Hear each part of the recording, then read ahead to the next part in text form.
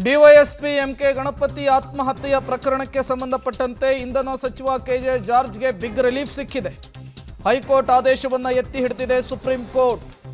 ಪ್ರಕರಣದಲ್ಲಿ ಜಾರ್ಜ್ ಅವರ ಪಾತ್ರವಿಲ್ಲ ಅಂಥೇಳಿ ಹೈಕೋರ್ಟ್ ಹೇಳಿತ್ತು. ಬಿ ರಿಪೋರ್ಟ್ ಕೂಡ ಸಲ್ಲಿಕೆ ಮಾಡಿತ್ತು. ಪ್ರತಿವಾದಿಗಳ ದೂರನ್ನು ತಳ್ಳಿ ಹಾಕಿತ್ತು ಹೈಕೋರ್ಟ್. ಇದನ್ನು ಪ್ರಶ್ನಿಸಿ ಸಹೋದರಿ ಸಬಿತಾ ಅವರು ಸುಪ್ರೀಂ ಕೋರ್ಟ್ಗೆ ಮೇಲ್ಮನವಿಯನ್ನು ಸಲ್ಲಿಸಿದರು.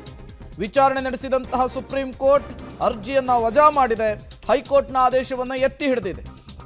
ಎಂ ಪ್ರಸಾದ್ ಮತ್ತು ಪ್ರಣಬ್ ಮೊಹಂತಿಗೂ ಕೂಡ ರಿಲೀಫ್ ಸಿಕ್ಕಿರುವಂಥದ್ದು.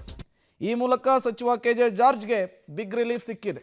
ಕೆಜೆ ಜಾರ್ಜ್ ಅವರು ಗೃಹ ಮಂತ್ರಿ ಆದಂತಹ ಸಂದರ್ಭದಲ್ಲಿ ಡಿವೈಎಸ್ಪಿ ಗಣಪತಿ ಅವರು ಆತ್ಮಹತ್ಯೆಗೆ ಶರಣಾಗಿದ್ದರು. ಅದಕ್ಕೆ ಕಾರಣ ಜಾರ್ಜ್ ಅನ್ನುವಂತಹ ವಿಚಾರ ಇತ್ತು. ತನಿಖೆ ಕೂಡ ಆಗಿತ್ತು, ಕ್ಲೀನ್ ಚಿಟ್ಸ್ ಕೂಡ ಸಿಕ್ಕಿತ್ತು. ಇದನ್ನು ಪ್ರಶ್ನೆ ಮಾಡಿ ಸುಪ್ರೀಂ ಕೋರ್ಟಿಗೆ ಹೋಗಲಾಗಿತ್ತು. ಈಗ ಸುಪ್ರೀಂ ಕೋರ್ಟ್ನಲ್ಲೂ ಕೂಡ ದೊಡ್ಡ ಗೆಲುವಾಗಿದೆ ಜಾರ್ಜ್ ಅವರಿಗೆ.